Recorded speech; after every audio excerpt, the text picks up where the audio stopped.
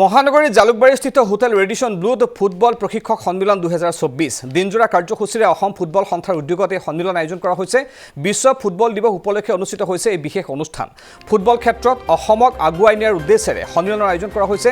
জন অংশগ্ৰহণ কৰিছে ক্ৰীড়া আৰু যুৱ কল্যাণ বিভাগৰ সচিব কৌছাৰ জামিল হিলালিলে।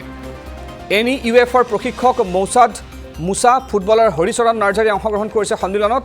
ৰাজ্যৰ ভিন্ন প্ৰান্তৰ ফুটবল প্ৰশিক্ষণ কেন্দ্ৰৰ প্ৰশিক্ষক লগতে প্ৰতিনিধিয়ে অংশগ্ৰহণ কৰিছে এই সন্মিলনত।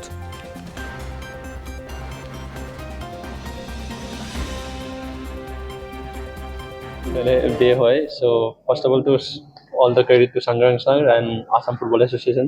The aji enoka program organize korise. Jo gute coaches আৰু ডাঙৰ ডাঙৰ মানুহখিনি আহিছে ইয়াত আৰু আমাক ইনভাইট কৰিছে সেইটো কাৰণে বহুত বহুত থেংক ইউ।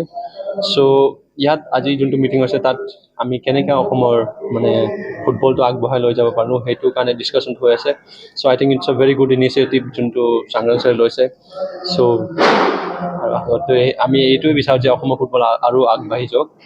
বাকী ছাৰহঁতৰ লগত আমি কথা পাতিয়ে থাকোঁ, ছাৰহঁতেও পাতি থাকে। চ' উইল চি ফিউচাৰত কি হয়। আপোনাৰ এতিয়া পাৰ্চনেল কেনেধৰণৰ মানে ফুটবল ভাল চলি আছে উইথ গড গ্ৰেচ। বিকজ এবাৰ ভগৱানৰ আশীৰ্বাদেদি ISL চেম্পিয়ন হৈছোঁ ফাৰ্ষ্ট টাইম। চ' এইটো এটা ভগৱানৰ ব্লেছিং হয়। বাকী নিজৰটো হাৰ্ডৱৰ্ক কৰি আছোঁ। ঘৰত আহিলেও মই বহি নাথাকোঁ, মই কৰি থাকোঁ হাৰ্ডৱৰ্ক, হলিদাও কৰি থাকে। চ' তেনেকৈ আমাৰ